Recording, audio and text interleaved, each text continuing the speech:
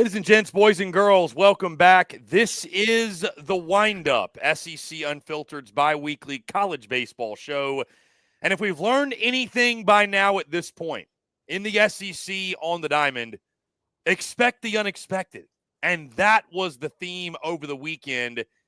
Yet again, guys, I am Chris Phillips. He is Harrison Fant, joining me once again, helping me break it all down here on this Monday, April the 21st. Lot to get into, exciting, jam-packed show. Before we do, guys, as always, make sure you like, subscribe, turn notifications, check us out via podcast. Wherever you get your podcast, you can also find us across all social media platforms, as well as our website, secunfiltered.com. And as always, we're powered by our friends over at FanDuel. Visit FanDuel.com/SECU to join today and get started with $200 in bonus bets when you win your first $5 bet. Once again, that's FanDuel.com/SECU to get $200 in bonus bets today. This is the Windup, SEC Unfiltered's bi-weekly college baseball show. It is Monday, April the 21st, and we are reacting to one of the wackiest SEC baseball weekends at 8. And just a humble reminder that when you think you got this thing all figured out, literally and figuratively, you can get a curveball thrown your way. Once again, we are here reacting to everything that took place. I am Chris Phillips. Joining me, as he always does, my co-host, my colleague, my partner in crime, Harrison Fant joins me once again. Harrison, what's going on, man? Appreciate you taking the time. Really excited to dive into all of this with you because, my goodness, what a weekend it was. Definitely a weekend that I think a lot of teams and a lot of people who cover the game of college baseball are going to remember the rest of the season and look back on, especially because of what happened, the way it happened, and how it affects the rest of the season for both and a lot of teams that were involved, and just kind of seeding the rest of the way and kind of momentum into the end of this regular season, into conference tournaments, and from there on the postseason race, the race back to Omaha. And we got a lot to talk about, Chris. I'm excited to be here. Yeah, I want to say this, Harrison. Shame on me and probably shame on us, because last week in our Thursday show going in the weekend, I felt almost too comfortable, if you will, with our picks, where it was just like, I remember saying that, it feels kind of obvious this weekend. It doesn't feel like a weekend in which, this is really hard to figure out. 2 + 2 = 4. It was everything but that. Like, we should have seen this coming. I feel like it's on me. We took for granted the madness and the chaos and truly the parity of this conference. And so, again, we're going to talk about it all. But shame on me. Shame on you. Shame of all of us for getting comfortable, because the baseball gods had to remind us yet again, things are not always what they seem. And anybody can beat anybody in the SEC. Anybody can truly beat anybody unless you are the Texas Longhorns, which is where we're going to start. By the way, before we do, though, Harrison, your shirt, you're wearing the Florida State. Want to send our condolences, our prayers to the Florida State family. Yes, we are SEC Unfiltered, but the horrific events that happened over the weekend, much bigger than baseball. I wanted to bring it up because, again, you are rocking the FSU shirt. So shout out to our friends in Tallahassee. Prayers to everybody down there. Really, really tough situation. Definitely shout out to everyone that in and around and involved and just near it, honestly, and just Florida State and the people there, and just they canceled their baseball series against Virginia this past weekend. Obviously, not something you want to do, but they canceled all sports events on campus the past weekend, just on Easter weekend. Just tough to see and hear about, and especially those around and involved or whatnot nearby. And our condolences and prayers out for those affected by it in any form of way. And I mean, like I said, shout out to Florida State. They've always treated me right when I went down there and treated me very well, and have enjoyed my time there. So wanted to show some respect to Florida State and do so in this fashion. Indeed. Prayers up to those down in Tallahassee. Harrison, let's move into, again, what happened over the weekend. Like I said, there have been many things that have been unpredictable in this conference this season, but one of those that has been something you can count on weekend after weekend are the Texas Longhorns, and Texas winning baseball games, and they do that yet again. Another top 10 team goes down at Disch-Falk. Another top 10 team gets swept at Disch-Falk as Texas disposes of a red-hot Auburn Tigers club in all 3 games. You look at the way this series went, Harrison, obviously starting from game 1, lower scoring game. Your ace goes out in this ball game. Jared Spencer, obviously, with the injury, looks like he's probably going to be out for an extended period of time, at least going to miss the start this weekend in the series against Texas A&M. But you look at the way you win. And again, Harrison, we talk about the best teams are the teams that can win the most ways. You look at how they won this ball game. Up 3-2. You get the heroics out of the bullpen from Max Grubbs, who goes 4 1/3, 3 hit, no runs allowed. Dylan Volantis doing Dylan Volantis thing. And then following 2 days, the next 2 games, if you will, really just blowout victories. I mean, Friday, 8-3, yes, but Saturday, you get the big 14-2 win. And it's different guys, Harrison, that are stepping up. You have the Schuessler kid in game 3. And these are dudes that a lot of us have never even heard of. Jonah Williams, who all of a sudden just catches fire. He has 3 RBI, have a day, Jonah Williams. The two-way. The two-way, right? Kimball Schuessler have a day in game 3. This Texas team we've talked about all season, Harrison, but we saw it yet again.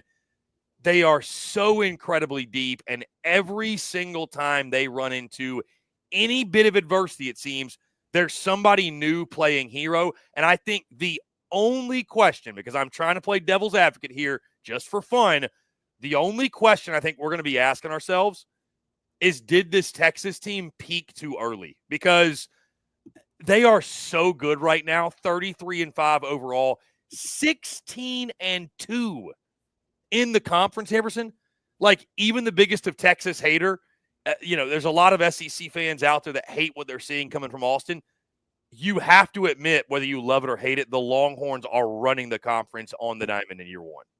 Yeah, Chris, they definitely are. And I think what's most impressive is the way that they're doing it, because they're not dominating teams around the SEC week in and week out. They don't have, I don't think, the most, solidified, star-studded, standout team as a whole, most talented team across the board consistently throughout the season so far.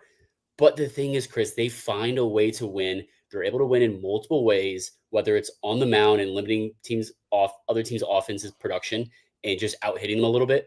They're able to go score double-digit runs, and they're able to do a little bit of both. I mean, they're able to play clean defense, steal bags, and do what they need to do when it's necessary. And it's helped them a lot, I think, learn about who they are and the adversity they kind of overcome. What's interesting, Chris, is a lot of their top wins, Chris, all these ranked wins, their teams that they're beating, they've all been at home, it feels like, Chris. So that's one thing to keep of note. And like you said they might be peaking too early. Is Texas peaking too early? I mean, I don't know if I would say it's that, but I'd say, you have to keep an eye out for them, because the depth's going to continue to get tested.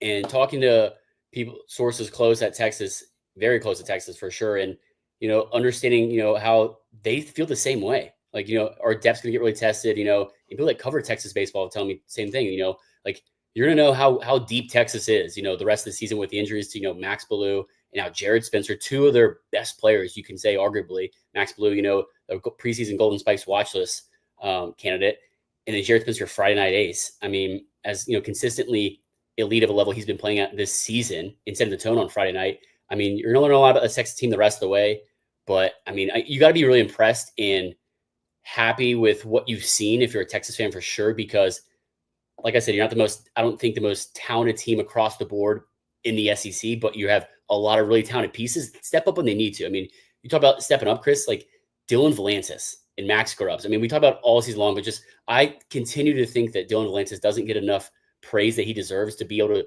do what he's doing, Chris, as a freshman in the SEC, and just the roles that he's played in. I mean, Max Grubbs too, just kind of an opposite. He's a veteran, it feels like. And, to go in after Jared Spencer's a short start and to just go over 4 innings, 3 hits, no runs. I mean, just super impressive. And Auburn just got beat in game 1, I think was the biggest thing for me, Chris. They just got outplayed. It wasn't like they played bad. Sam Dutton had another great outing. He's been a huge, I think, tone setter for this Auburn team week in and week out. And then, game 2, like I said, Texas wins in different ways. They're able to outscore, almost put up double-digit runs. And you have, Kimball Schuessler, who has a 3-for-4 day with, his bat that he has, explodes when he makes contact with it. It feels like just barreling balls constantly, and able to pull away there, and then putting up double-digit runs, Chris, and obviously limiting Auburn's production in the offense. they really proved it, I think, in all three different ways in each of the games this weekend, Chris. And it was really interesting and fascinating to see. I did say, I don't know if you remember in our preview, I said, it's gonna be interesting to watch how Alvarez pitches in that Sunday role. And he's been good, but like against the Texas team on the road, he obviously really struggled going one inning, give 5 runs, 4 earned. And then you put the bullpen in a tough spot, and it's all hands on deck on Sunday anyways. But, after your starter can only go 1 inning, it just puts you in a really bad spot on the road in the SEC after you're looking, down in an 0-2 hole after losing game 1 and game 2, and just being able to try to claw out of that. I mean, it's something tough to do, let alone on the road and let alone against a team that's able to win multiple ways at home against very good teams. A couple things there to unpack, Harrison. I agree with a lot of the points you made. You mentioned the schedule. That was a very much hot topic of conversation over the weekend, especially on social media between Longhorns, Aggies, every SEC fan base. I made some comments as well. Here's the reality of it. You take nothing away, absolutely nothing away from what Texas has done to this point. But you made the point as well, and we should also acknowledge, has Texas benefited from having these big series at home? Yes, I think it's advantage to play at home. Now, Granted, again, they've gone on the road, a very underrated series win at Kentucky. Give them credit there. They've had some nice performances on the road, but it was more funny than anything, I think, the madness of social media. And it just seems like when Texas wins, social media just sort of unravels. Maybe it's just Aggies more than anything that unravel. We'll talk more about them in a second, but I thought that was really funny. Billy Lucci and company got him going over the schedule chatter for sure. And obviously I was poking holes, playing devil's advocate. I don't even know that they peaked too early. I think, Harrison, like if I was trying to find things just to be on the contrarian side of things, I would maybe bring that up. But this Texas team, Harrison, the best teams I've ever seen, whether it was Major League Baseball, college baseball, heck, high school baseball, the best teams I've ever seen have had this win anyway kind of mantra. Like, no matter what happens, win anyway. Good or bad, win anyway. Starter goes 2 2/3, gets knocked out, he's injured, win anyway. It's a 0-0 game going to the ninth, win anyway. It's 14-13 or whatever. It's a high-scoring game. Got to get a big knock. Offense has got to carry you. Win anyway. They're just winning anyway every single game, and all the right buttons are being pushed. Give that entire coaching staff credit and give those players credit. I mean, again, it feels like it's a different hero every single night. You mentioned, Harrison, guys like the Valantises and the Floreses and the Rodriguezes. There's some guys, the Galvans. There's some household names that are stepping up and doing it game by game. But then you've got the Schuslers. You've got the Jonah Williamses of the world. Like, you've got guys, new heroes emerging night after night after night, it seems. And that really, I think, is what separates good teams, great teams, and championship caliber teams. Texas is playing like a championship caliber team right now, not just SEC regular season wise, but national title conversation. That's what's been so impressive to me, that win anyway mentality, that no matter what happens, no matter what adversity they face, and maybe you give all the credit to Jim Schlossnagle. I think you give a lot of credit, again, to the core nucleus in that locker room. How about the entire coaching staff? How about just the program aura, the belief at Texas? Because they're exuding it night after night. They expect it to work out. They expect to win, and they're doing that. So, I mean, it's wildly impressive to watch what they're doing, and, we'll see if they can keep it going, but it's the best team, and it's the best team in the SEC, best team in college baseball. Yeah. And Chris, just one more note. I think for the offense, like, that's the thing that's most notable and stands out to me is, like, you only have, 4 guys. I mean, I know I say only, but you only have 4 guys batting over 300 for Texas, but you have just a deep lineup, and all 9 guys that qualify. I'm going to include Max Blue in this just because of, the number of games and, the importance of role he plays at Texas, when this season, when he's been healthy, obviously. I mean, everyone's over 20 RBIs except for one guy that qualifies. That's A-Rod, who's been obviously missed a few games himself. But, you got you guys that are batting, upper 250s to 280s and 1 and 290s that all have 20 plus RBIs and can produce and are executing and becoming in clutch when they need to be. And that's the biggest thing. It's not like this lineup, has holes or just, is everyone's batting over 300 or everyone's just power hitter. Everyone can hit home runs. I mean, Tommy Farmer IV doesn't have any home runs. I mean, but he's able to have 20 RBIs and just be able to come in clutch when he needs to be for his team.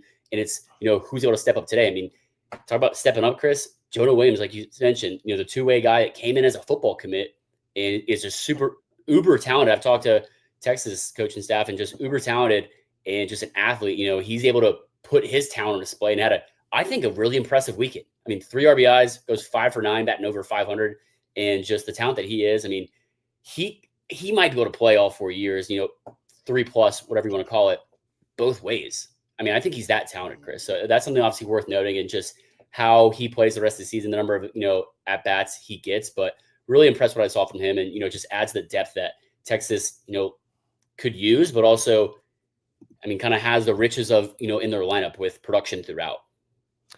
And before we move on from this one, Harrison, from the Auburn side of things, I still think Auburn's a good club. I think they ran into a buzzsaw in Texas. The one guy we have to highlight from their side, Ike Irish did everything he could to make sure that Auburn got a victory or won the series.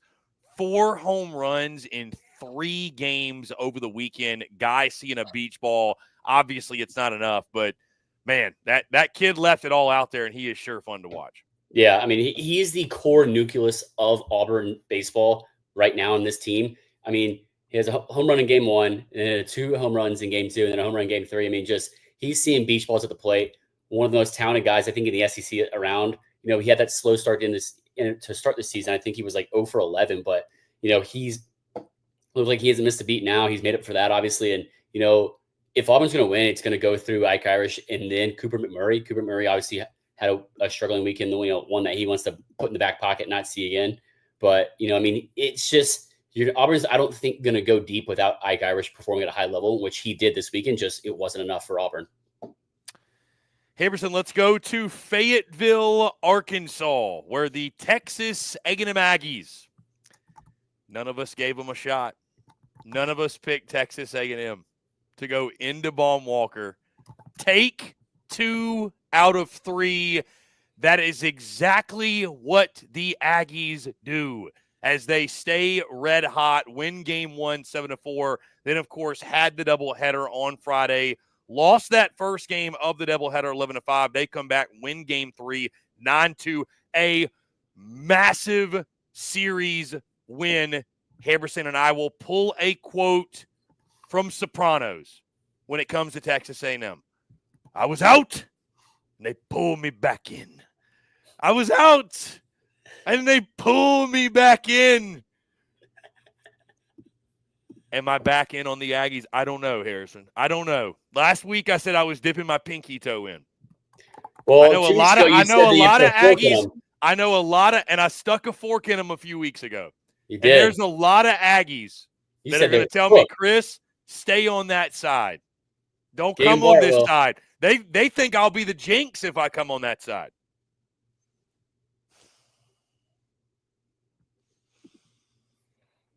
I was out.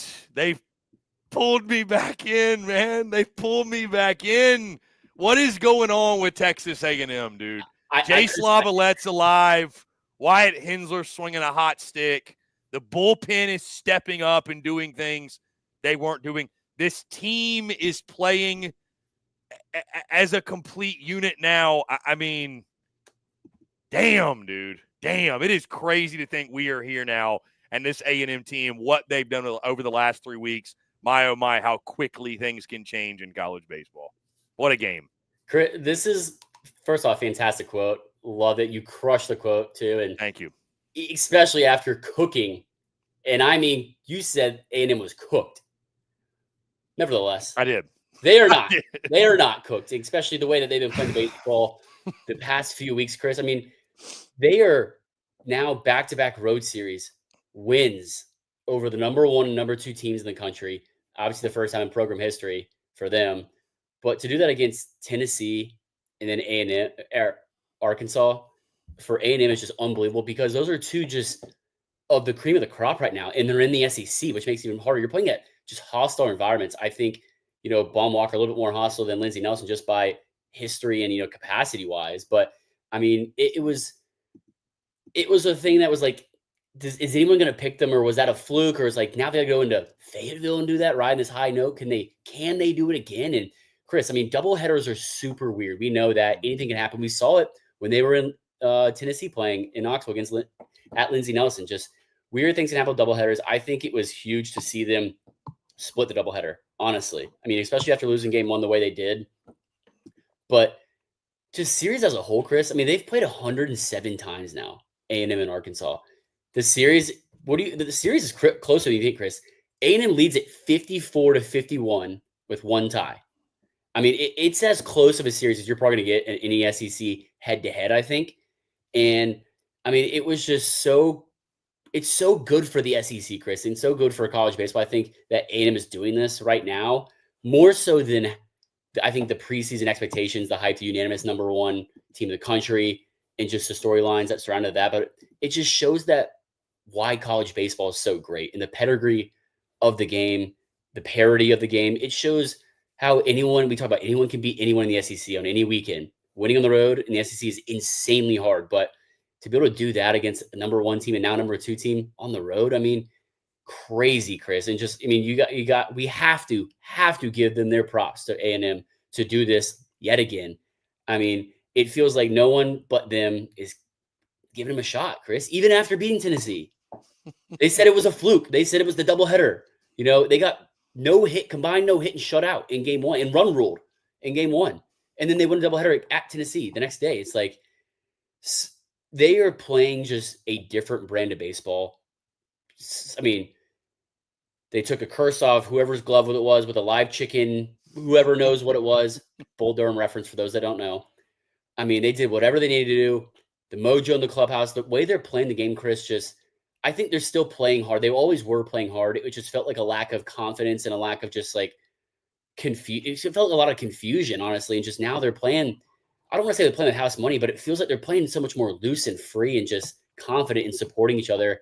I mean, that's just what college baseball is about, and kind of shows to how this team has never counted themselves out. Just the adversity that they've gone through this season as a whole, from the players in the locker room to the coaching staff, with Michael Early being his first head coaching job in the SEC, the number one team, unanimous team in the country preseason, this Ubertown roster.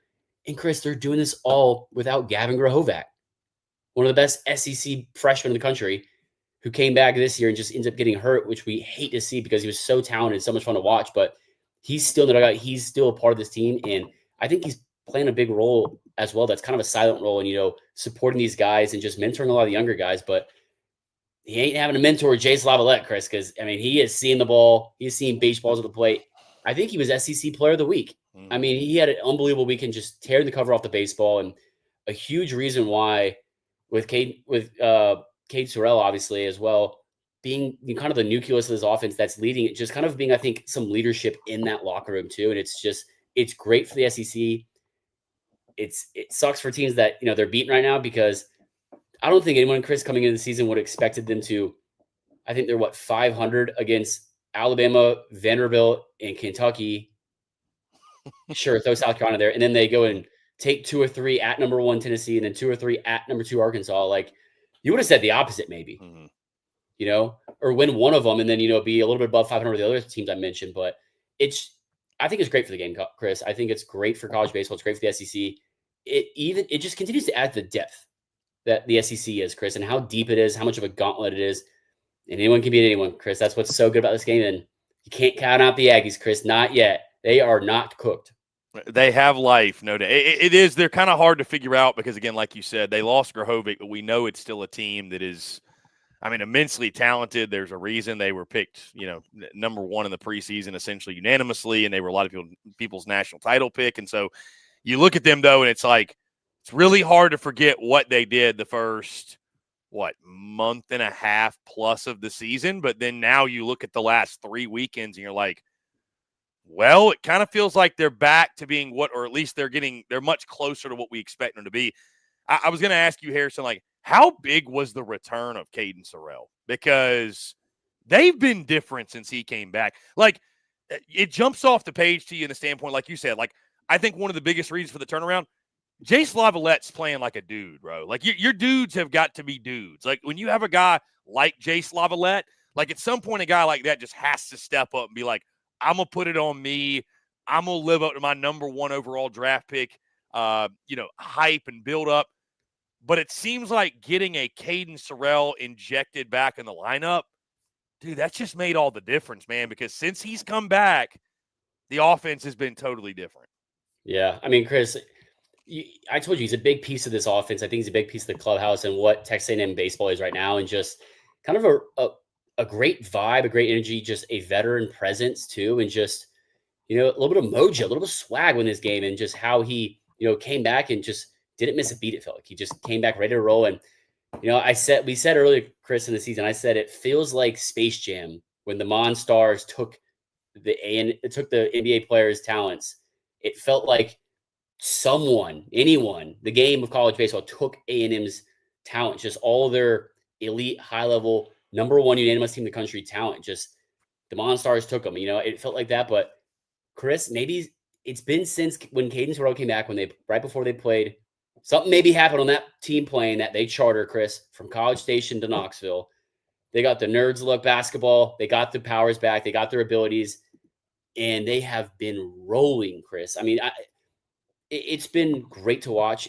I mean, I love using that analogy because I think it fits them perfectly, but Caden Sorrell has just been a huge sense of life and a surgence in this lineup. And I think everyone's feeding off it around him as well. And doesn't it just feel meant to be, Harrison, that Texas A&M would catch fire just in time for the series at Dish Falk this week? And again, on Thursday, we'll preview it, predict it, break it all down, but let's address the elephant in the room, if you will. Aggies, Longhorns in Austin. It's going to be pure. And Jared Spencer's hurt. And Jared Spencer is going to be. And Max Blue's out. Yeah, I don't know. I think it is confirmed at this point by Jim Schlossnagle that Jared Spencer will not pitch this weekend. So again, we're going to talk about this one later in the week, break it all down. But Chris, this feels like Ole Miss 2022. I mean, could it? It feels a little early.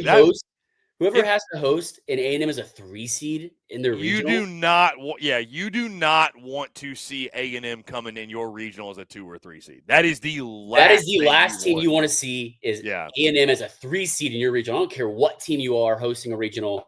If you're a top 8, top 16 national seed, obviously hosting a regional, Texas A&M right now is the last team you want to see in your regional, whether it's a 2, let alone a 3, because that means you also have a 2 that's probably really freaking good too.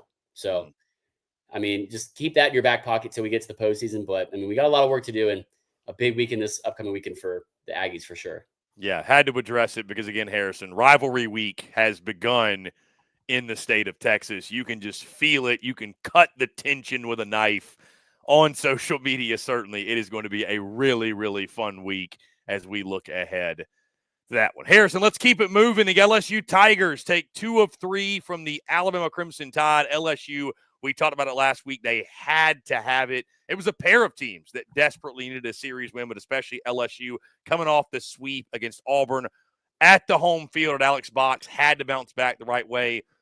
It's interesting, Harrison. They did. They took the series, but LSU is such an interesting fan base and program where the expectations are so high. They took 2 of 3, but they lose game 3 when they had a chance to sweep. And you would have thought they lost the series.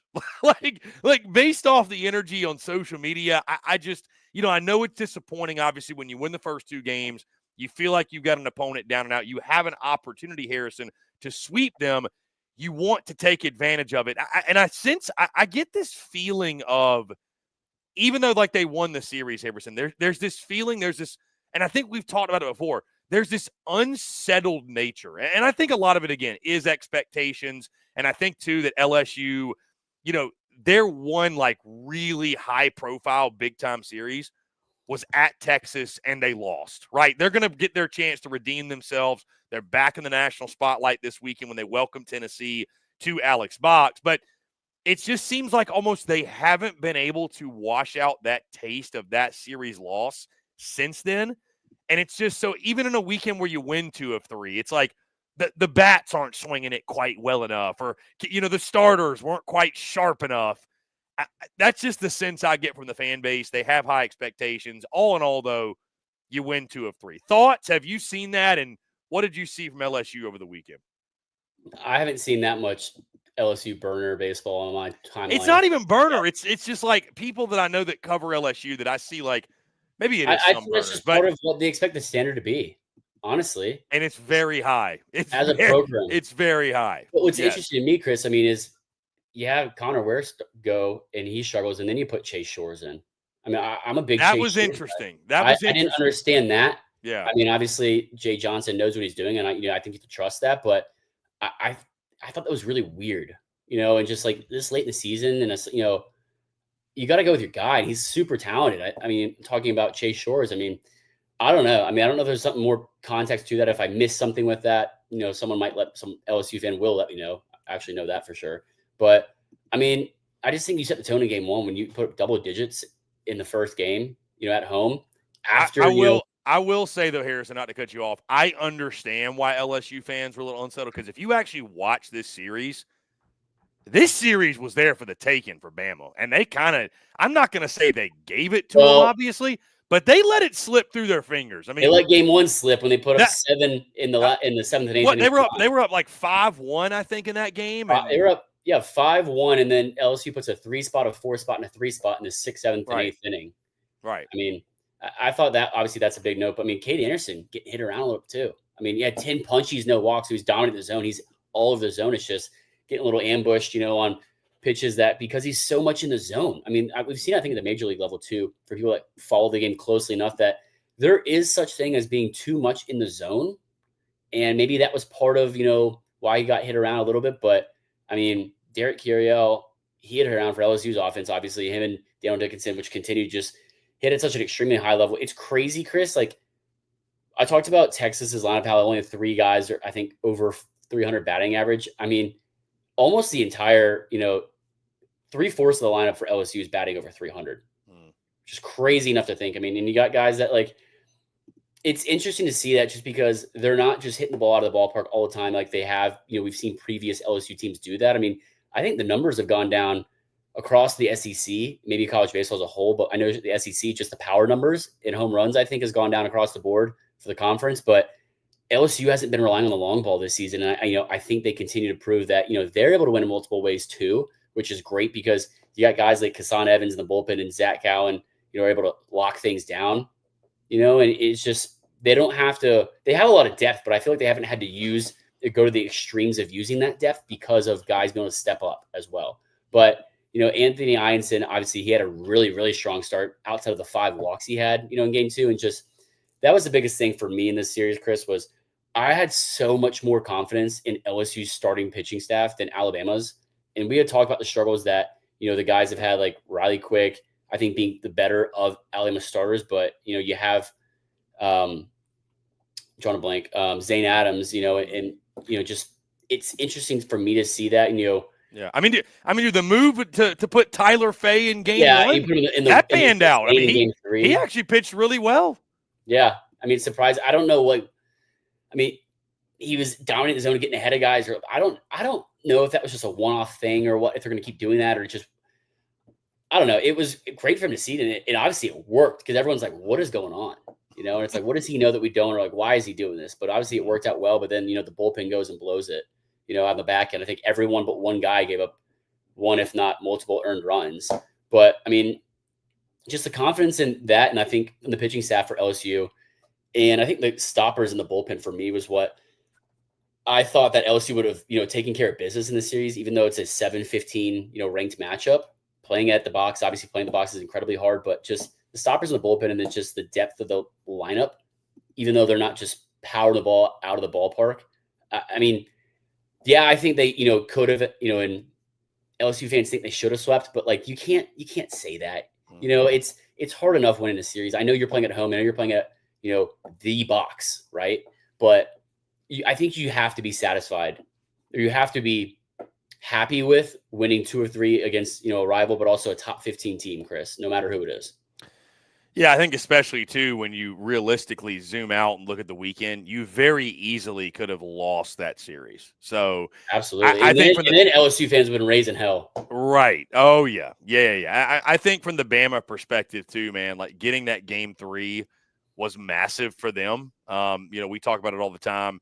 And you go into an environment like that, just don't get swept. So Bama, that very underrated win for them in game 3, because again, I know the series was over, but you don't want to get swept. Those are the things that send your season. We talk about one way or the other. You're at least still now you're treading water, and you don't. I don't know, for Bama, it's like there's no moral victories, but I don't think you come out of that weekend feeling all that bad, if that makes sense. Like if somebody would have told you, hey, you're going to lose 2 or 3 at Alex Box, you'd have been like, I mean, we'd like to win the series, but I mean, it is what it is. Whatever. We talk about it, Chris.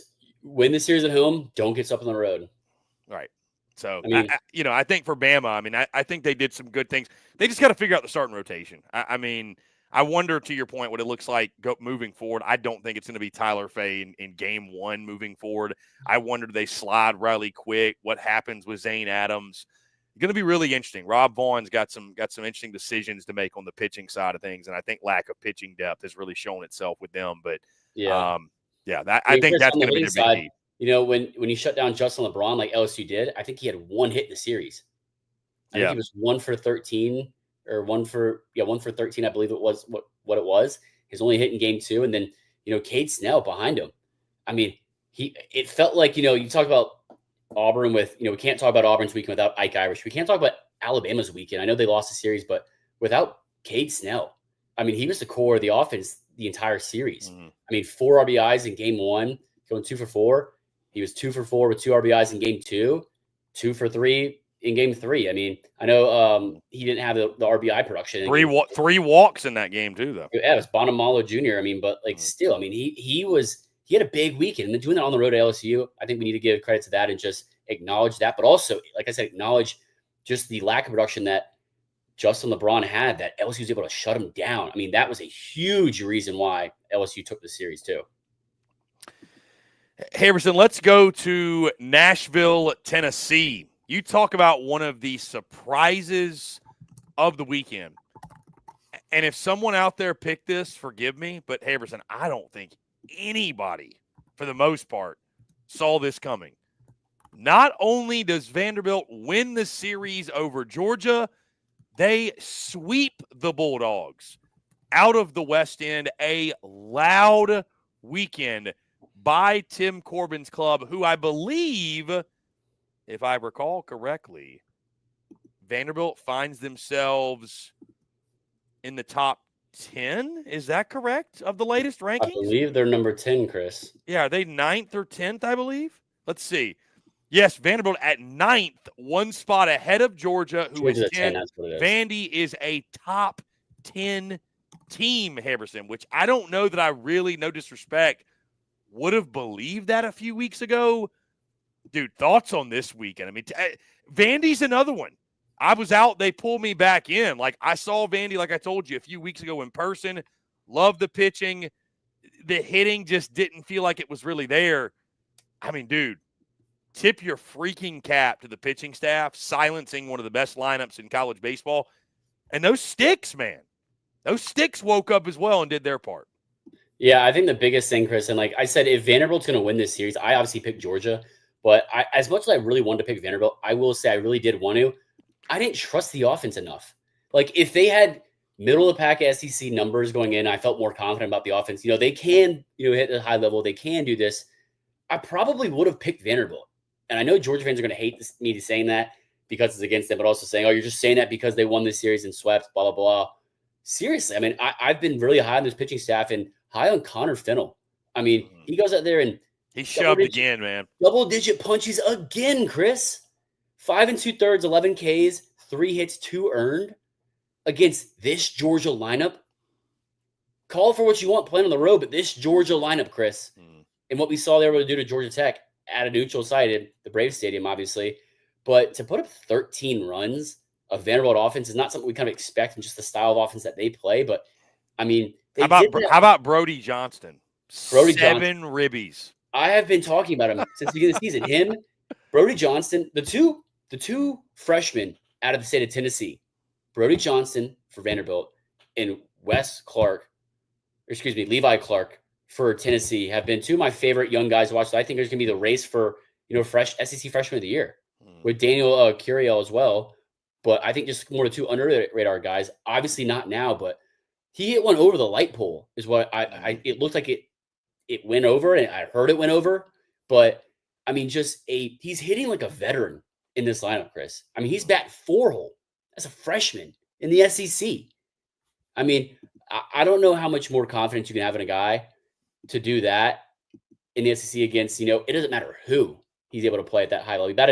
He batted 2-hole, I believe, on Sunday, though, in the Sunday game, which was interesting. I don't know why that was kind of shaken up. He went 0-for-3, but anyways, I mean, and like I said, they scored 13 runs in game 2 in an outing in which Cody Balker only goes 3 1/3 innings and gives up 3 runs, a lot of walks. He wasn't getting hit around with just a lot of walks, but just to, Chris, no one, I don't think in the SEC that covers college baseball in the SEC, if you would have said Vanderbilt's going to outslug Georgia in a game and put up double digits, I don't think anyone would have believed you. I would not have taken that to happen in even a single game. The other two were very Vandy baseball-esque. Yeah, no, I said if Vanderbilt's playing on the backs of their elite starting pitching that pitches at a very high level, pitches a long time to save the bullpen, and they're going to have to win a 3-1. But winning 13-7 football score, I would have thought it was Georgia winning that game 13-7. Yeah, and they would have said, Vanderbilt's offense couldn't keep up. Like that was kind of the thought, but. Yeah. I mean, J.D. Thompson, when you set the tone like he does in a game 1, going 8 innings, 14 punchies, 5 hits, 1 earned. Out dueling, by the way, a really good start from Curley for Georgia. Yeah, Brian. I mean, that's got to be the demoralizing. Start. That had to be the long start. I think that was their longest outing of the season by a starter. He reset that. Yeah, 6 innings. So I mean, again, goes to show how much Georgia starters have struggled, but still. Pitch pretty well. That's got to be the demoralizing part, too, if you're Georgia, Harrison. It's like you got good starting pitching in those 2 games, and you still lost. I know it's stating the obvious. Like, oh, yeah, you want to be a top 8 national seed. You want to host a regional, host a super. But, Harrison, doesn't it feel like super important for this Georgia team to be a top 8 national seed if they're going to realistically get to Omaha? Because they have been a different team on the road. Like, if they have to go on the road for a super, assuming they get out of the regional, I am very worried about them because they've just – I don't know. It hasn't traveled the way you would think it would. Yeah. I mean, it feels like it's not night and day, but as close as you can get with just the offensive production. I mean, maybe they just love feeding the trees and Foley, but – they're not feeding anyone else's trees or anyone else's, behind their outfield walls in the SEC on the road nearly as much for sure. But it just feels like a completely different offensive production on the road versus at home for Georgia. And, when you do get a good outing like you do from Brian Curley in game 1, going 6 innings, saving your bullpen a lot, and the bullpen pitches really well. The bullpen after that goes, 2 innings and gives up 1 earned on 4 hits. I mean, you lose the game. It's like, God, like, there's no way we just did that. That just happened to us. And to be able to shut down this lineup like Vanderbilt did, 1 through 9, it felt for the, outside of game 2, when it was kind of just a little bit all over the place. Honestly, the bottom half of the lineup, I mean, Dan Jackson and Brendan Hudson producing the offense for the majority for Georgia in game 2. And they're batting bottom third of the lineup. I mean, to be able to shut down this Georgia lineup like they did, I think we need to continue to monitor at a very microscopic level this Georgia offense on the road against good pitching. We've seen it now, 2, if not 3 times. Texas on the road. Now Vanderbilt on the road. I mean, but yeah, look, they played Arkansas and they outslugged them. They played them at home. I mean, I think it's something obviously worth noting. And like you said, if they have to go on the road for a super, it's going to be tough. It's going to be tough, especially if you get in a hole like they did in game 2, Chris, with Colton Smith going not even 3 innings and get up 5 earns. Just put you in a spot that's so hard to dig out. And we've seen Georgia dig out of holes like that, but just put you in a tough spot to do that on the road when you're not producing as much offense as you do at home. But we'll see. And I think, like you said, Chris, I think that top 8 national seed for Georgia is going to be crucial for them to go on a deep run and get back to Omaha, which they haven't been to in quite a long time. 2008, the last time the Dogs, Gordon Beckham, don't mention it. Up wearing the G. Don't mention it. Vanderbilt at Ole Miss this upcoming weekend. Harrison, that'll be a big one for them. Georgia, massive week for the Dogs. Hey, you want to get off the schneid and have something to feel good about, you're going to have to go through a top 5 Clemson team on the road, which we'll talk about more when we talk about the midweek on Tuesday night. And then you got Oklahoma coming to Foley, though, that you're back with the trees at Foley, that one gets going Thursday through Saturday. So they are right back on the saddle, facing some really, and Chris, I talked about it when I was covering the Georgia Tech game at the Braves Stadium. I was sitting with a lot of the scouts and talking about how I think the biggest thing for Georgia is their offensive production at the plate comes from a very disciplined approach that ambushes pitches in the zones and doesn't miss mistake pitches. That is their forte and bread and butter for their offense production. And on the pitching side, it felt like they've started to figure things out, figure out some roles, gain some confidence, guys getting some more length, and then they have this kind of fall of a weekend in Nashville. I mean, just a weekend that none of the Georgia fans were expecting, and just, it's just like, how do we bounce back from this? I think that's the mindset. And talking to Wes Johnson after that game on Tuesday night, after beating Georgia Tech, I asked him, he said, I asked him about, playing at obviously a major league stadium like Truist Park for the Braves, but also playing in the SEC. And you're playing just midweek talent like they do against Georgia Tech. And then you go and play an SEC series on the road. Then you play Clemson. Then you play another SEC series at home. He goes, this is what it's like. I mean, he said he talked to his team and told him about, when he was with the Twins, and how when you're playing professional baseball at the big in the show and the bigs, there's not a game off. That's what the SEC is like. He tries to instill those stories and just his experience from there to these guys playing the SEC, because it feels like AA baseball in the SEC, Chris. And I feel really confident that Wes Johnson is going to right the ship. And, this is a big learning experience for them and a learning weekend. But like you said, good thing they play at home next series in the SEC with the trees, the kudzu, and the fans. So we'll see what happens, but how it shapes out and how the offense plays. Yeah, we'll talk more about it when we get in the midweek, Harrison. But that game at Clemson Tuesday night going to be electric. That one's going to be a lot of fun at Doug Kingsmore. Harrison, before we go any further, I do want to tell you guys again, you see the lid. Our friends over at Mellon, want to shout them out. This has become my new favorite hat in my rotation. I've got the black lid. I've got the gray, as you see here. Our guy Harrison is getting hooked up as well. Guys, these hats, the durability, the comfort, the fit, the sizing, they're built to last 5 times longer than any other hat. And trust me, based off me wearing it, in regards to the comfortability of the fit, they've got snapbacks, but they offer small, classic, extra large. They fit every size head. It's a really comfortable fit as well. And you guys know I am a hat guy. I am particular when it comes to hats. So for me to give it the sign of approval, I know Harrison, big hat guy as well. I cannot wait to hear his firsthand, his firsthand experience with the Mellon hats. I know he's going to love it. You will as well. They've got the Hydro collection, so when it's warm out, obviously we're getting into the summer months. It's going to be hot. This is right here. You're going to want to make sure you're with the Hydro collection. Or when it cools off, they've got the Thermal collection, where you got different levels of warmth to keep you going in the winter as well. Crazy. I mean, how many hats do that? Mellon is the one that does it. If you're looking for a hat as tough as you, check out Mellon. You won't wear anything else after you get one for yourself. And again, working out, golf, at the tailgate, on the go, at the beach, doesn't matter what it is, Mellon's the way to go. If you're looking for the world's most durable hat, look no further. Go to Mellon.com. That's MELIN.com. Put it to test yourself. Mellon.com, MELIN.com. And make sure you tell them that Chris Phillips, Harrison Fan, and the entire SEC Unfiltered crew sent you over. Harrison, let's keep it moving. Let's go to Rocky Top. Here we go again. Another series where we just ho-hum, no big deal. Brush this one under the rug. Hey, Tennessee's going to roll. Kentucky had other plans, my friend. Kentucky had other plans. They take 2 of 3 at Lindsey Nelson Stadium. Harrison, I'm going to get right to it.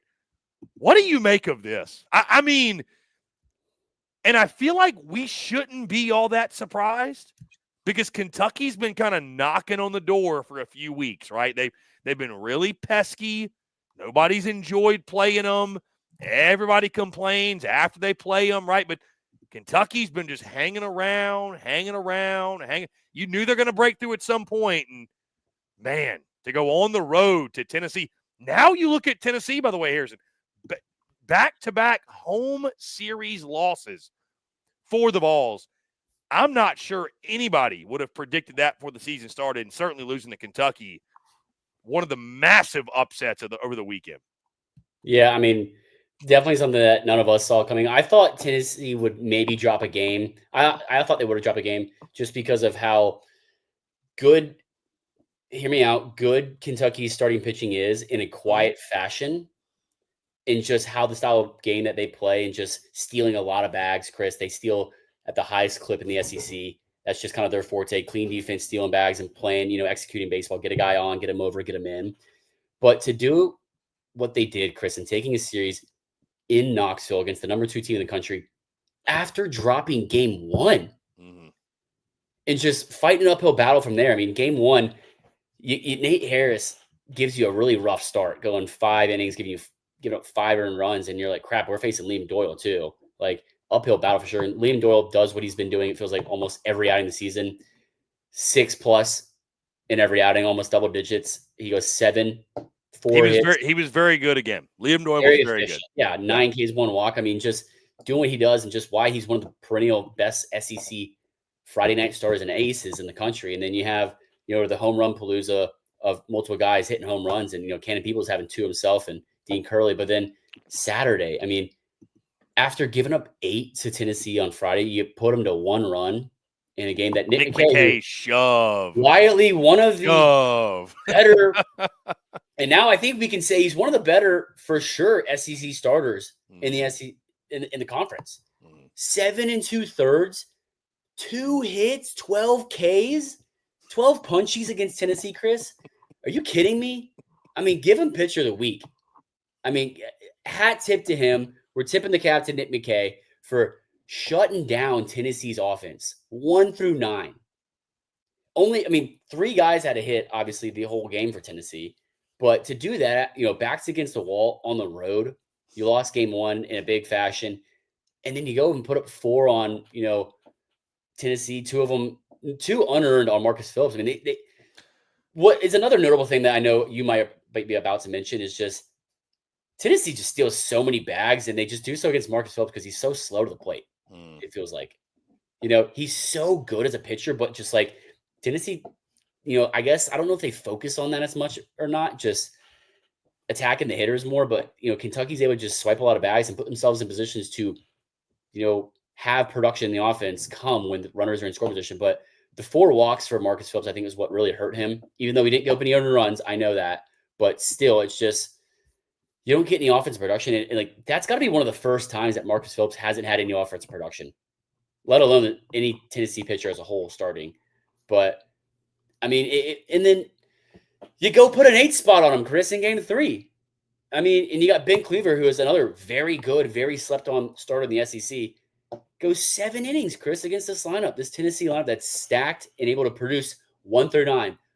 I don't care how this series went. I'm still on the belief and confidence that Tennessee can produce 1 through 9 in the lineup. I think they're just in a hot cold right now. I think they're in that cold sense right now. And I'm going to go through each team at the end if we have some time and talk about how the hot cold theory is affecting each team in the SEC right now. But Tennessee is on a cold streak right now, and you don't ever want to be on one, and you never want to really talk about it unless you're getting out of one. You're getting a hot streak like A&M is, but maybe this is not a bad time to do it, because then you're kind of, don't have that target on your back as a number 1, number 2 team, and then you get hot right at the right time before postseason. But if anyone can do that, Chris, it's Tennessee. But to spend more time and end on Kentucky, because that is the focus of this series, I think more so, because everyone else is going to be talking about Tennessee losing this series and just falling and just blundering. I mean, Kentucky proves to be able to go play against a team like Tennessee on the road. I know the series we talked about with A&M was just super weird, super back and forth, and how that ended with the curfew and whatnot. But Tennessee, Chris, and I will say it again from earlier this season, is a team that you don't want to see in the postseason either if they're able to make it, because they're just that pesky team that can hang around with anyone and play with anyone.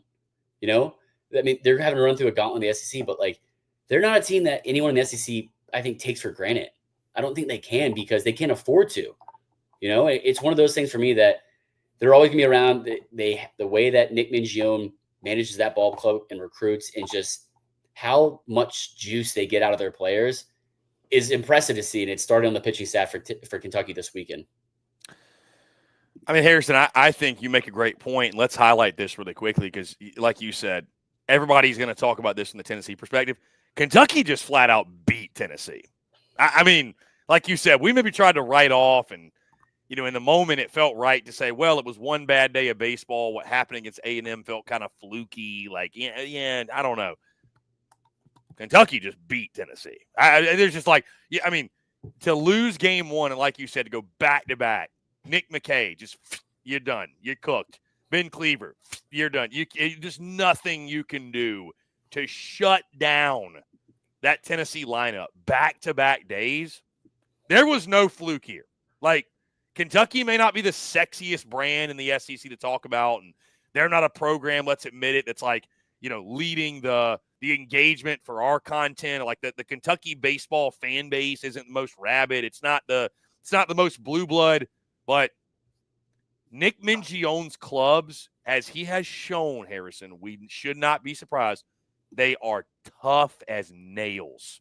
And that is what you are seeing. Like, They're that pesky group.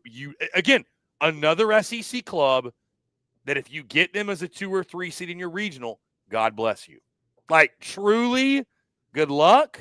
Have fun with that. And do not be surprised if you see Kentucky in a super. Don't be shocked. With those Chris, arms, don't be shocked. It's on the backs of the pitching staff, like we both mentioned. Nick McKay, and then you got Ben Cleaver just doing what they're able to do on the mound. I mean, that's after game one, in which they struggled on the mound with Nate Harris's, 5 earned in 5 innings. But think, Chris, Kentucky went into Knoxville and took 2 of 3 after losing game 1 to number 2 Tennessee, and they only used 7 pitchers. They used 2 in game 3 and 2 in game 2. And they did on the backs of Nick McKay going 7 2/3, 12 punchies, 2 hits, 1 run, no earned. And then Ben Cleaver said, yeah, watch this. 7 innings, 5 hits, 7 Ks, Chris, against this lineup again, back-to-back days. I mean, to do that against this Tennessee lineup back-to-back days, talk about just guts and just talent and just stepping up when a team needs to do. That is what Nick McKay and Ben Cleaver did for Kentucky, and what is the sole reason why they were able to lock down and shut down this Tennessee team and come out and head back to Lexington with a series win. I mean, massive series win, but I think Tennessee's going to learn a lot from this series, and, got some work to do. And Tony Vitello is not afraid of that and always wants to get better, but Tennessee, you gotta give props to Kentucky when it's due, and they earned it this weekend, Chris, down in Knoxville, and keep an eye on them, Chris. Keep an eye on them in the SEC. Yeah, I mean, listen, Tennessee's getting punched in the face right now a little bit. I mean, even last weekend, taking 2 or 3 at Ole Miss. I mean, they needed a 3-run top of the 9th in game 3 to steal that series on the road. So, I mean, they're that close, Harrison, to having 3 straight series losses. Again, they don't. They won that series at Ole Miss, but they're that close. I'll leave before we get off this with Harrison. I wonder, A.J. Russell, Saturday game, 1 2/3, no hits, no runs, no earned. How long before we see him slide to like that Sunday starter role? Because their Sunday pitching's a mess. It is a mess right now. We've talked about it because, I mean, when that opportunity came up for Coons to get the starting role, was it Coons? I was talking to some sources really close to the team at Tennessee. Is it going to be Coons, or is it going to be Arvidsson, Nate Snead?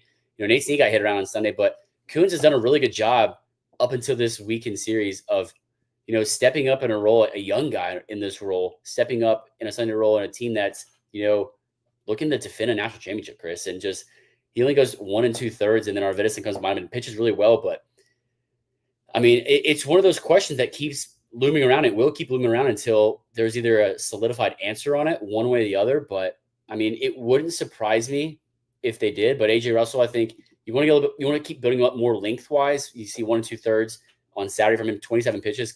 Not that he's not ready, but you want to get more kind of, I guess, bullets in the tank, just that you can tally him off throughout the season and just extend him more and, not rush him too long in an outing too fast. But it would not surprise me if he ends up that Sunday role in a few weeks when postseason starts, because he's kind of a veteran in this league and, has been in that role before. Harrison, let's go to Starkville, Mississippi. Mississippi State and Florida Gators go on the road to the Dude and take 2 of 3. And we talked about, Harrison, what was a massive series for both sides. Florida gets the better of the Bulldogs. They win games 1 and 2, run Rule State 13-3 in game 1, win 11-8 in game 2. State does bounce back. Game 3, outslugs Florida 14-8 in that one. The offense, it started there, man. The offense for Florida came alive in game 1. This kid for State, man, Pico Khan gets knocked out of the game. Did not pitch all that bad, right? 5 innings pitched, 2 earned. No, he had a really good outing, Chris. Stone Simmons gives up 6 hits, 6 runs, 6 earned, does not record an out. And that really told the story in game 1. 17 hits for the Gators. It was just pass the baton, who wants it next? Another offensive explosion in game 2. Bobby Baseball doing his thing. Brendan Lawson, Blake Sear, Brody Donay had a really, really big series. And then, like I mentioned, Harrison State getting the winning game. I think that was a massive, had to have it, because going into game 3, you can just feel the tension there in Starkville and the seat heating up for Chris Lemonis and what's the future of the program. They absolutely had to salvage one at home. Both of these clubs now. And Florida, they're frustrated, Harrison, because, again, you win the first 2. You have a chance to sweep. Every SEC win is so valuable. Now, both of these programs sit at 6-12 in conference play. Not just your thoughts on the weekend, Harrison, but I'm kind of curious now, where do we sit with these 2 clubs? Like, are these probably still more than likely 2 on the outside looking in? Did Florida do anything to – because Florida's been hot of late, but with Florida, it still kind of feels like you're like – it feels like it maybe is too much of a mountain to climb still at this point. I mean, I think it's a steep mountain for both teams to climb, to go big picture, then small picture focusing on the series. But obviously, Florida has the leg up winning the series. But also, I mean, they're top 25 RPI-wise, Chris, still. Number 5 strength of schedule in the country. Non-conference RPI, 2nd in the country. Here we go again. Here we go again. I mean, here we go again. Granted, they are 5-14 in quad 1 games.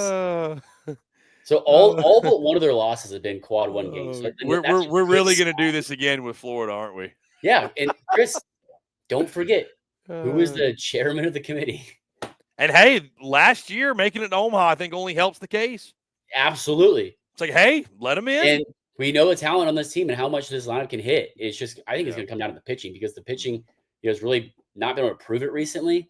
The second half of the season so far, and the hitting is just like, hey, it's there. They just did it on the road in front of the best environment in college baseball. I mean, you do what you can against Pico Khan, one of the best starters in the SEC, going double-digit punches again in 5 innings. But Chris, every single pitcher for Mississippi State got touched up in some way. No one had a clean outing, I think, except for Dotson. It was the only they had listen to this, Harrison. Back-to-back games, they had a guy go in there and not record an out and give up 6 earned. like that's hard to do, he's man. A really good pitcher. He's got good stuff. He's been struggling against really good competition in the box for sure. Yeah, that's hard to do. Yeah. I mean, hey, Simon's pitched on Sunday. It went 1 inning, 1 hit, no earned. Yeah. I mean, but yeah, it really just took off from there when Simon's in game 1 goes 6 hits, 6 earned. It wasn't even walks. It was just getting tattooed everywhere. 3 doubles. I mean, it was just, like you said, pass the baton for Florida. And just this is the lineup that we expected to see from Florida, and just the production. Obviously, you can't expect this every week, but just the ability to hit up and down the lineup like they can, and just did this weekend, it felt like. I mean, you mentioned, I'll rattle them off again, Bobby Bowser. I mean, Luke Heyman, Blake Sear. I mean, obviously he went 0 for 4 in game 1, but like, great weekend for him. Brody Donay. I mean, everyone, it felt like, had a great series as a whole. I think as an offensive production wise, I think I think the things that frustrates Florida fans the most is, where has this been all season long? We know we've been able to hit like this all season. It's just, it kind of just took a dip and just disappeared for a while. But then you have guys like, Blake Sear, game 2 has 3 RBIs. You have, they didn't even have any home runs in game 2, Chris. And they put up 11 runs, just 4 doubles, and then the rest just hits. I mean, you put up double-digit runs in game 1 and 2. and then you have double-digit hits obviously behind that. But you had double-digit hits in game 3. It's just the pitching staff for Florida really blew that, and opportunity in which they felt like they could have swept and should have swept. I mean, it's just two big innings that crushed Florida. Yeah, and it feels like I know I'm going to sound like I'm stating the obvious, but you lose game 3 and you close out the weekend. You take 2 or 3, but man, 6-12 for whatever reason feels so much worse than 7-11. You know what I mean? It just like, it just doesn't. I don't know. It feels, and I will say this to your point. You talked about like the hitting's never really been the question. I know there's been times where it's gone cold.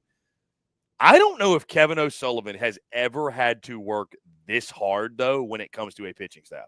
Like the way he's having a shuffle, and you got Jake Clemente coming in game 2 and closing out a game and getting the save, and a 3-inning save. Yeah, Luke McNeely starting game 3, and where Philpott's being pitched, and you got a true freshman in your game 2 slot. Like, there's no excuses. Florida won't make excuses. The fan base, certainly, they're not going to hear excuses. But, dude, the adversity they have had to overcome in the pitching staff has just been – I mean, thank God Liam Peterson came back and is healthy. Because, I mean, for a moment they lost him. So, I just – Yeah, I mean, he got hit around for 7 hits, but, minimized the damage when he could, give him 3 earned. But then the bullpen of Barlow and McDonald behind him, you only have to use 2 guys in your pen. That's huge, especially after putting up 13 runs. You limit the offense for Mississippi State in game 1 on the road. You take game 1 on the road, Chris, how important that is, and setting the tone for the series. But then King gets touched up. But, I mean, in a game in which you still win 11-8, your starter, your true freshman starter on a Saturday, goes just over 4 innings, 7 hits, 6 earned. And he was still, filling up the zone, only 1 walk. And you have guys like Clemente, like I said, 52 pitch, 3 innings save. I mean, just gutsy performance from him. But just like I said, the big inning on game 3 for Florida that lost them the series. It was at the 3rd inning when McNeely just struggled, and obviously, 7 earned, 5 of them in that 3rd inning, and then Barlow just in the 8th, getting tattooed, right? I mean, he gave up a home run, a double, 5 earned in that inning, and just really, really hurt him. And what's going to leave, I think, a bitter taste in Florida's mouth for not coming away with a potential series sweep that they could have and felt like they maybe should have. Harrison, before we get off of this one, I know Florida just took 2 of 3 on the road. Both of these teams now 6-12. Which of these 2, if either, are you buying to make the postseason? Or you can say neither. Of these 2? Of these 2. Because I'm going to be honest. I'm going to go neither at this point, probably still. And if I got to go one of the 2, I'll go Florida, more likely. But yeah, I'm going to go Florida more likely, even though, I said I'm going to buy a little bit more stock in Mississippi State because I thought they would have taken the series at home. But I think you have to buy stock in Florida if you buy stock in one of them because of the head-to-head. Florida, has proven to be able to hit like this at a high level. They have the arms to be able to pitch at a high level. They're in a really good spot RPI-wise and strength of schedule-wise.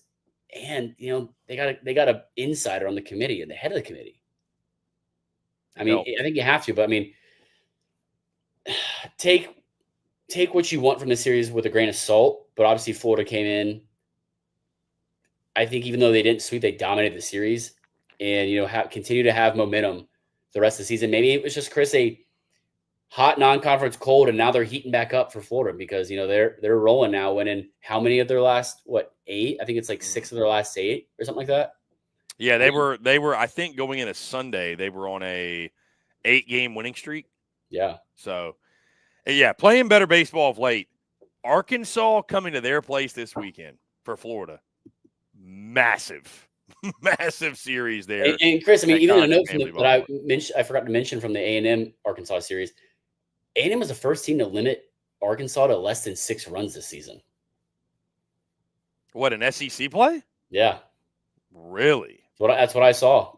And it's just, I mean. That I didn't know. And to see, we've seen Arkansas hit on the road. It did at Georgia. It's not like they're afraid to hit on the road. I mean, they're going to come with a bad taste in their mouth too, Chris, after losing the series at home. That's for sure. So that one's going to be fun. We've got Florida's going to get all they can handle. Yeah, we got some electric series upcoming this weekend that we'll talk about on Thursday. Harrison, really quickly, let's run through this one. The Oklahoma Sooners go on the road to Como. They sweep The Missouri Tigers and Harrison, defeated watch is officially on for Mizzou. They are officially on 0-30 watch. Now 0-18 in conference play, and they get run ruled in all 3 games. Oklahoma winning 17-4, 17-7, and 12-1 in these 3 contests. Again, we won't spend a ton of time here because I don't know what's the bigger takeaway. The fact that, Oklahoma obviously swung a hot stick. That's a big takeaway. A lot of guys in their lineup that swing it really well. Missouri is also just a historically bad SEC baseball team. Like, they are god-awful. There's no other way to put it, Harrison. They are god-awful. And at this point, 4 weekends to go. Your over-under's already not – I don't even know if they win a game. I really don't know if they win a game at this point. Hey, that first game, Harrison, where they are leading or tied going to the 9th is going to be must-watch TV. Like, I am going to be like, we have to cut the Mizzou game on. Hey, it's what it's going to turn into? It's going to turn into whatever happens on ESPN. Aaron Judge 62 chase, home run race. Mizzou is on the verge. Yeah, Mizzou is on the verge of winning their first. We got to flip this over. You know what's going to happen, Chris? It's going to be the last series of the year. It's going to be all 3 games, if not 2 of them. It's going to, be come down first to the win wire. Alert, 7th inning on somewhere. But I think the most important takeaway, and I'll give a nod to Missouri for this. Hear me out, Chris. Putting 4 runs on Kyson Witherspoon in game 2. They have been able to swing it at times. I will give them that. I was not expecting that at all. He still double-digit punchies. Still double-digit punchies. Shout out Micah. Take a shot. It's just I don't think anyone's expecting that, especially Kyson Witherspoon, a team like Missouri. Be able to do what he's done around the SEC. It feels like week in, week out. I think you got to be disappointed with that as an Oklahoma fan. And I think Kyson Witherspoon is for sure disappointed and frustrated with that. It wasn't like he was, not filling the zone up. 10 Ks, 1 walk. You give up a home run, a double. It's just a lot of ground outs, but still, you get the win, but screw that. You get 4 to Missouri. I don't. How often does the brother outduel? Exactly. How often does Malachi? Malachi out 8 punchies for him. Yeah, 8 punchies. I don't. I'm glad because he needs to have a good start because he needs to get hot at the right time, and hopefully now is the right time to do so. But you get Cade Crossland, who gave you a solid outing, good start, I guess. 3 runs, one of them earned, but he walked away guys in 5 innings. He's struggled, been so inconsistent this season, but the offense behind him and Gamble, in the leadoff spot. I think he's been in the leadoff spot 4 or 5 games this season. And his offensive production, it was great. It was more so heavily in game 1, putting up 6 RBIs, 3 hits, 2 of them homers. Really cool to see that out of him and just the production you're able to get from him in the leadoff spot, putting him in that he's not been in a lot. So I think that's probably my most notable thing from the offensive standpoint for Oklahoma. But shout out Missouri for putting up 4 on one of the best SEC arms, I think, in Kyson Witherspoon. It doesn't result in a win. It doesn't help, but I hear you, Harrison. But it's kind of sad. That's kind of sad that we're highlighting that as a victory. But you kind of have to when you're 0-18 in conference play. Yeah. Well, hey, Chris, I got my Missouri hype out of the way. They swept the midweek. I called it. They did it. I'm done. Oh man, I don't think we're going to be getting a Christmas card from Carrick Jackson anytime soon. MIZ. But who is at this point? All I know, Chris. All I know is Oklahoma went into Phi Delta Theta Stadium and won a series. Put belt to ass is what they did. Put belt to won ass. A series. Really quickly, a lot of guys for Oklahoma big weekends. Trey Gamble had a big one. Jackson Willits, Easton Carmichael. Sam Christensen, up and down the lineup. You take your pick each and every single day. Bunch of different dudes stepping up. Bunch of different dudes swinging a hot stick. Carmichael had 6 RBI in game 2. Gamble had 6 RBI in game 1. A lot of different dudes. A lot of different guys in game 3, Christensen with 3 ribbies, Carmichael with 3 ribbies, Willits with 2. It was all over the place. So, I mean, the bats were – it was a great weekend to be a hitter in Como for Oklahoma. And, again, they get the big sweep. Now they roll into Athens, Georgia. Massive series upcoming for them there. Harrison, let's go finally to Columbia, South Carolina. Another upset. I mean, the Gamecocks get it done. They take 2 of 3. And Harrison, really, truly, this one was – the tone was set by Brandon Stone in game 1.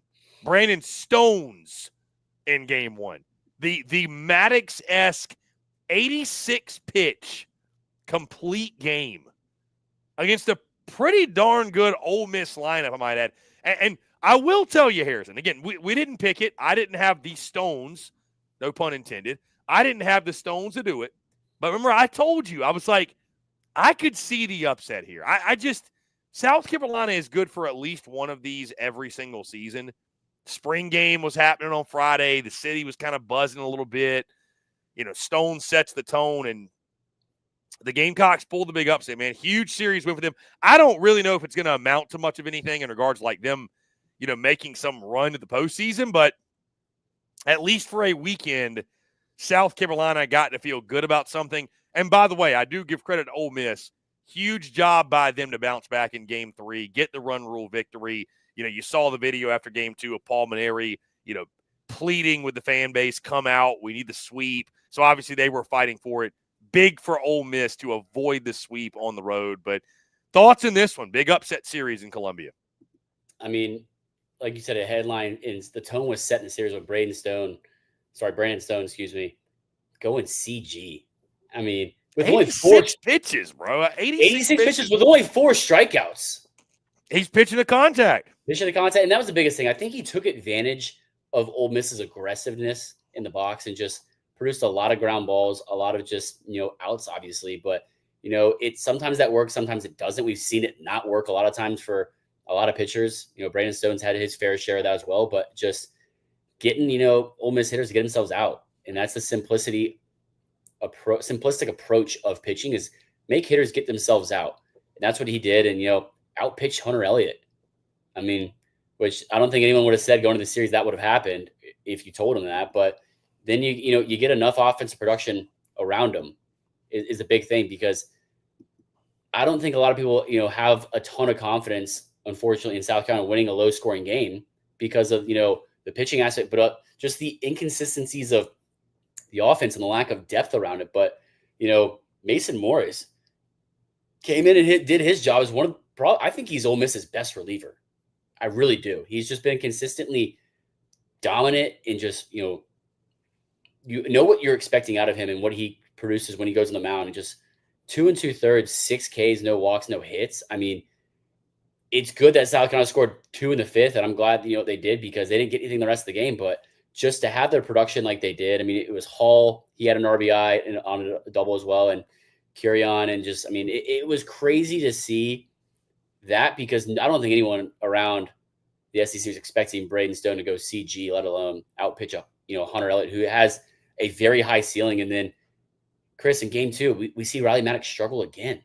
And we've seen this just so up and down. It's like really good start, really bad start, really good start, bad start, great start, okay start. You know, it's just it's frustrating for him, I bet, but it's frustrating for Ole Miss and fans as well, because you know how talented, we know how talented he is, you know, but he doesn't even give you 3 innings in which you need to do on the road to give yourself a chance and save your bullpen. And, you know, Jake McCoy. Speaking of saving the bullpen, they used 7 pitchers in that game, including Maddox.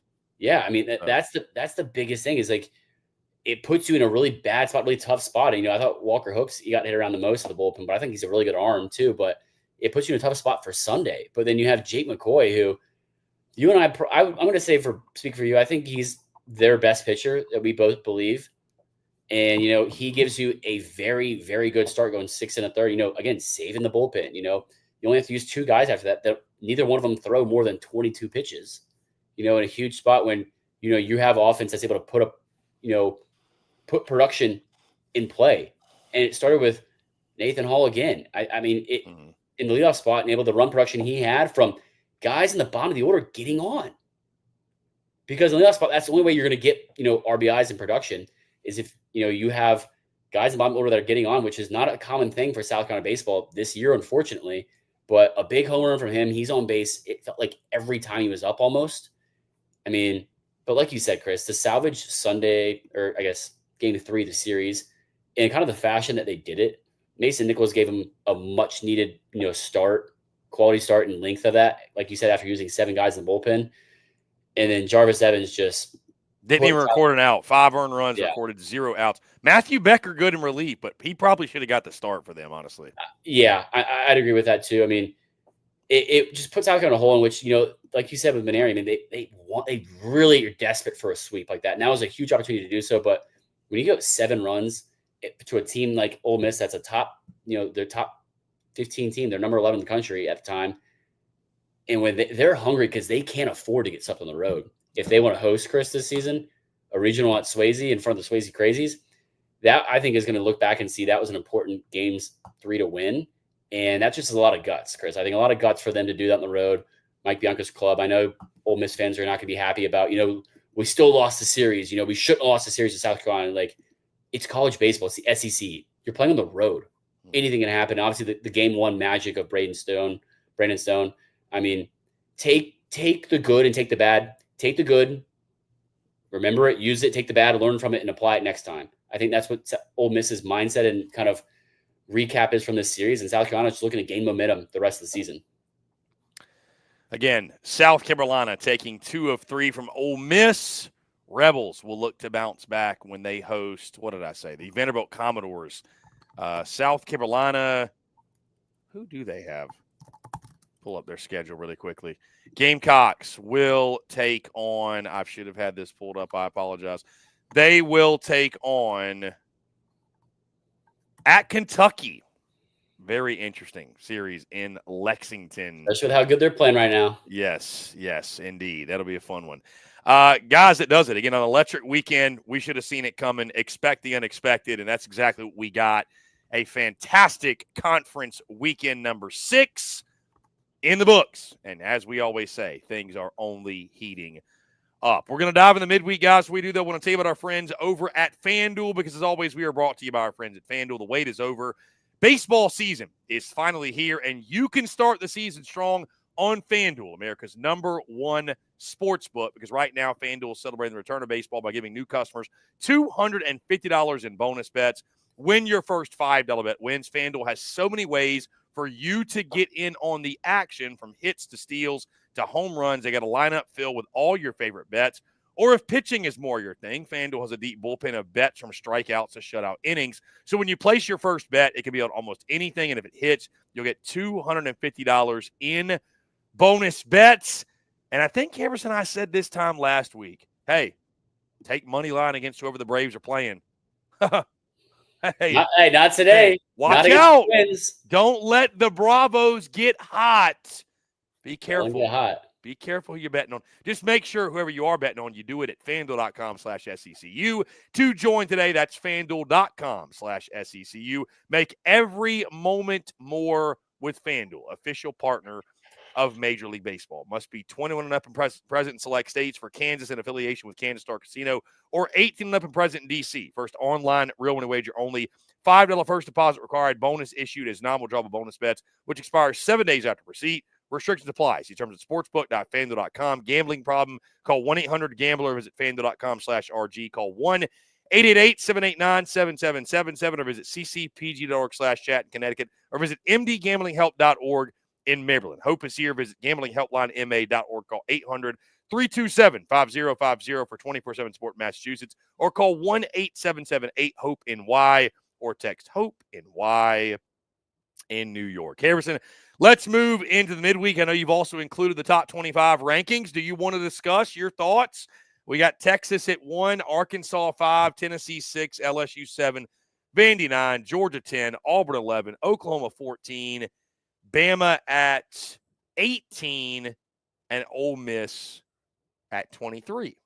Any thoughts? I think the most notable thing is just obviously the depth of the SEC. You got 5 SEC teams in the top 10, 2 in the top 5, 4 in the 6 through 10 range. Obviously, it just proves the depth that how good the SEC is top to bottom.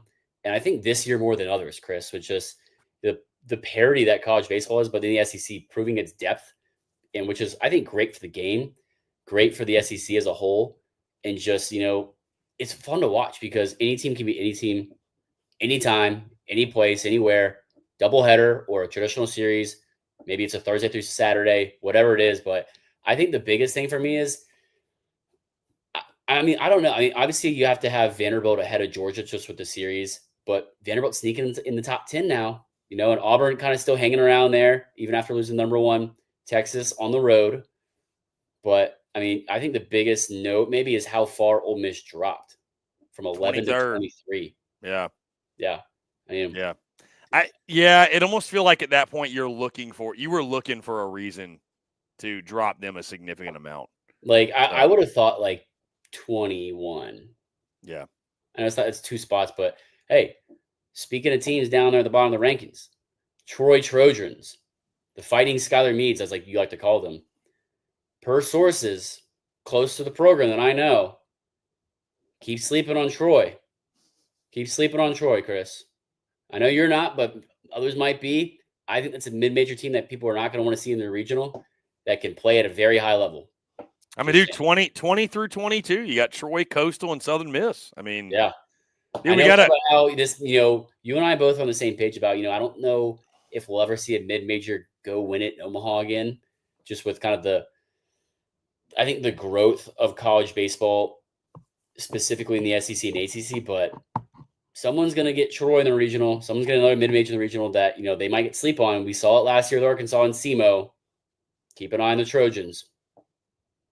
Yeah. I mean, even UC Irvine, I guess you can call them a mid-major too. I was going to say they are 12th. But they've been really good all season. And it's just a West Coast. That's a little different vibe. But, I mean, another really good team to keep an eye on. But, I mean, it's going to be fun to watch. And, I mean, Tech dropped a little bit too as well. I was going to say, let's not forget to highlight your boys at Georgia Tech at 24. I think I saw somebody posing a question on social media asking if Georgia Tech was fraudulent after. It was our friends over at College Baseball Insiders. I was wondering if you saw that. Me? So, Micah, our friend Micah of Just Means Less ACC, and I are on the case. Don't worry. We were taking care of business. David speaks. We were taking care of business. Don't worry.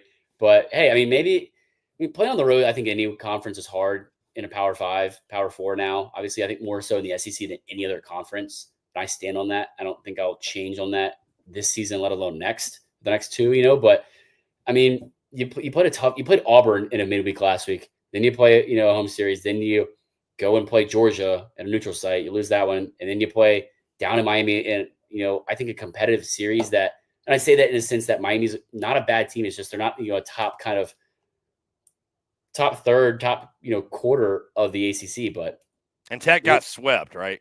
On the road, yeah. That's what hurts. That's what hurts. Really bad, for sure. But, hey, maybe a little gut punch, reality check. Hot, cold, hot, Chris. I mean, Texas is on a hot now, maybe cooling off a little bit. Not saying cold, but cooling off a little bit. Just maybe with the back end of the schedule. I know it's still beneficial, but, just the injuries and whatnot. Maybe Georgia's cooling off a little bit.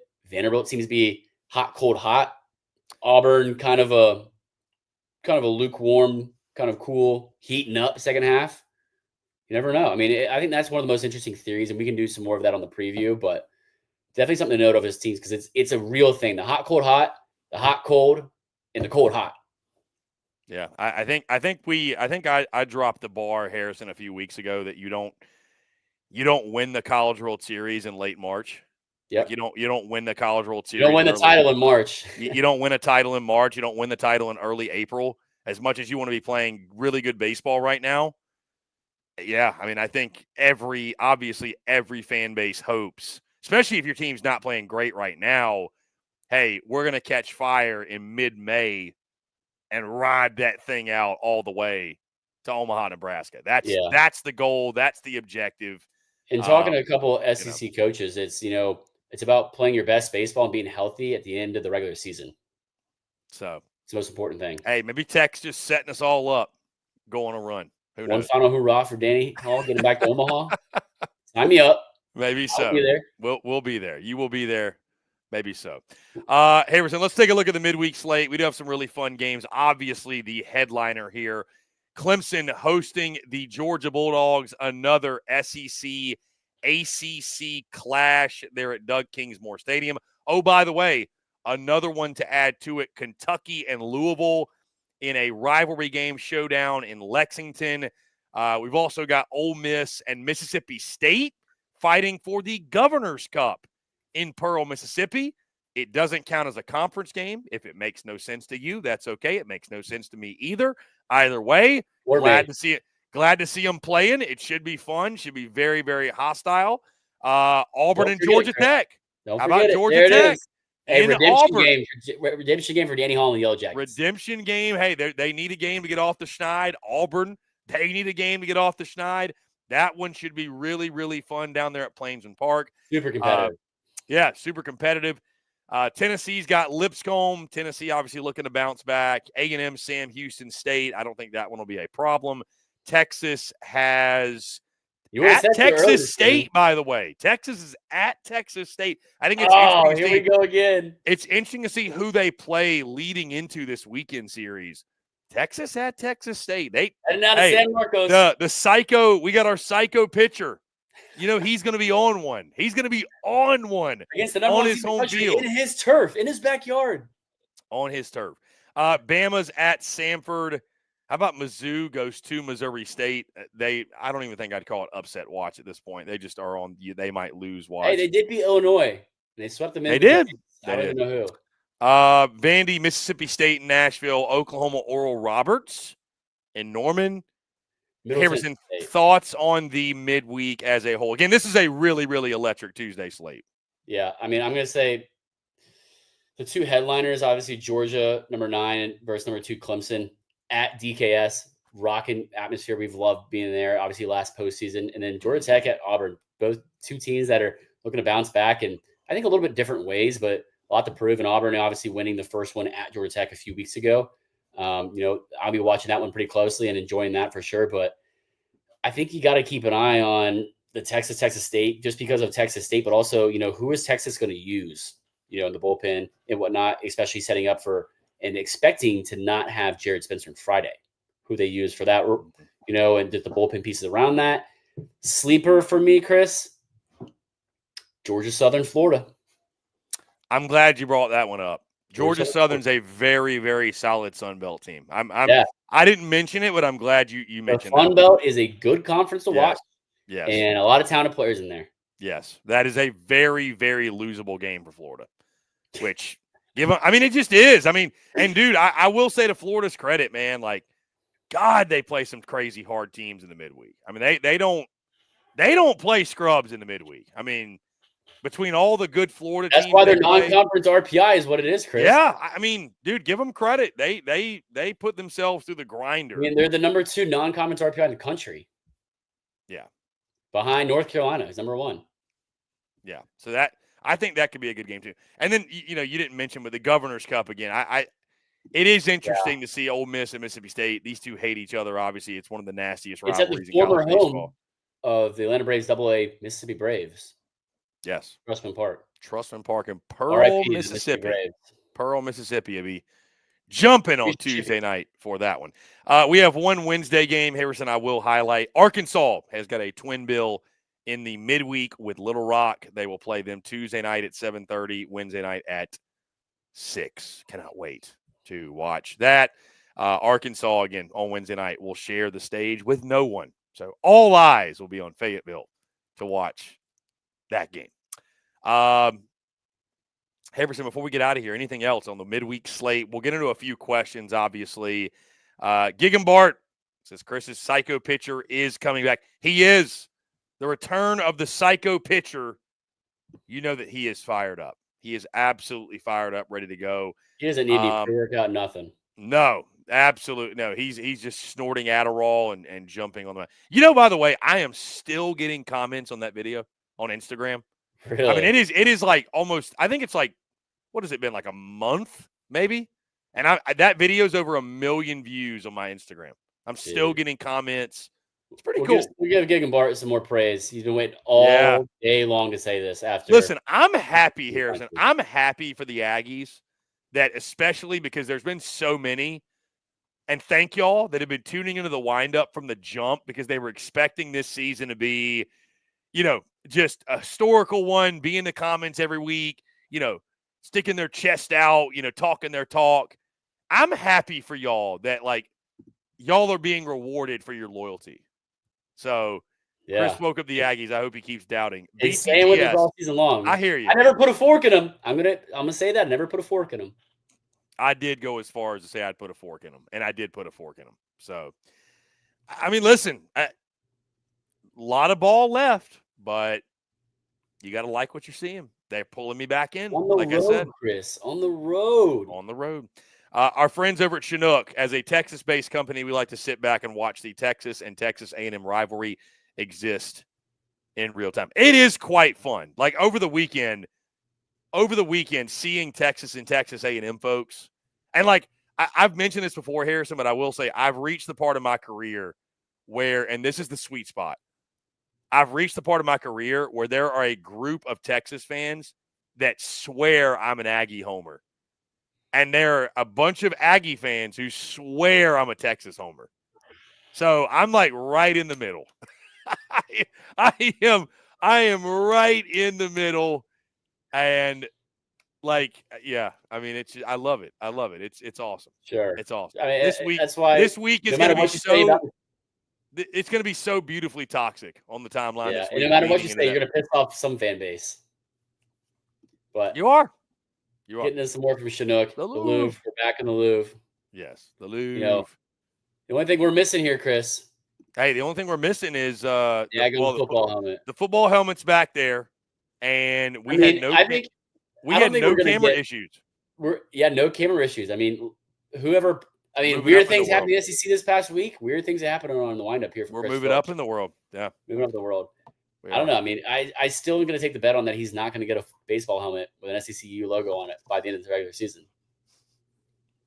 You never know. I mean, I even sent you one to go buy. Oh, you did. That's right.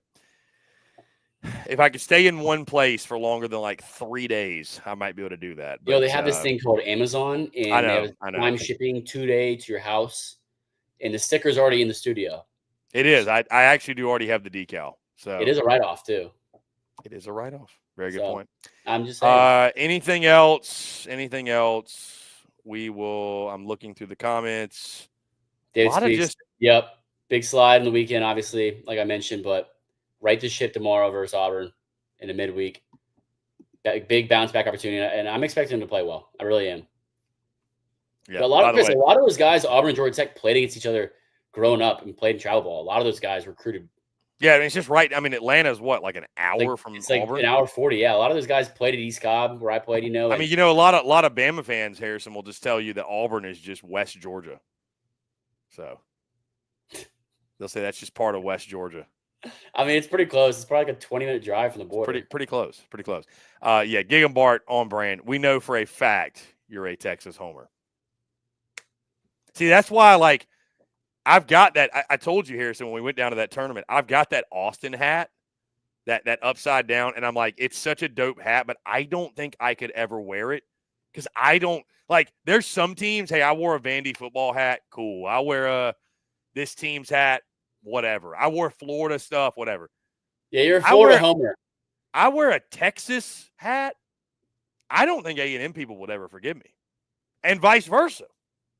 I don't think Texas people could ever unsee it if I wore an Aggie shirt. You know what, Chris, you could do, and you'd still get mean for it. Wear a Texas hat and an A&M shirt, and you cover your bases. that's just nasty. That's nasty work. And then you piss them off, both of them. That's nah. You can't. I can't do that. I can't even do that. That's too much for me. I was hoping I could get you to bounce in there. We'll throw this in there. Kimball Susler, co-SEC Player of the Week. I believe that's correct with Jace. Fitting that they are SEC Players of the Week heading into the series. Indeed. Anything else you want to highlight in here? No, let's go everyone for commenting and chiming in, and let's put a pin in it. Sure. Yeah, let's put a pin in it. Really good stuff. We can't say thank you guys enough for the engagement. By the way, you guys rolling with the punches. We did not go live at our normal time here on this Monday. A lot of stuff going on, but Harrison and I were both really, really excited, as we are each and every single time we jump on here to chat with you guys, talk about SEC baseball, the thing that we all love, SEC baseball, college baseball as a whole. Season's only heating up, like I said. We're coming into the end of April, if you can believe that. And postseason is just around. You can smell it. I mean, it is just around the corner. So it's almost like you can feel the heat of Hoover in the air. You can. Rain delays are just around the corner. It'll be. We didn't have one last year. I know, which means we'll probably have a zillion of them. We're gonna have some super late baseball this late baseball, late shows, more time for content and That's stories. it. Oh, I can't wait. I cannot wait, my friend. Again, Harrison, appreciate you. Again, appreciate all of you that tuned in live, Facebook, YouTube, Twitter. Thanks to all those listening via podcast. Again, we appreciate each and every single one of you. As always, make sure you like, subscribe, turn on notifications. Check us out via podcast. Wherever you get your podcast, you can also find us across all social media platforms, as well as our website, secunfiltered.com. For Harrison Fant, I'm Chris Phillips. This is the Windup, SEC Unfiltered's bi-weekly college baseball show and the best college baseball show on the internet. We appreciate each and every single one of you tuning in. Y'all take care. Have a great rest of your week, and we will talk to you all on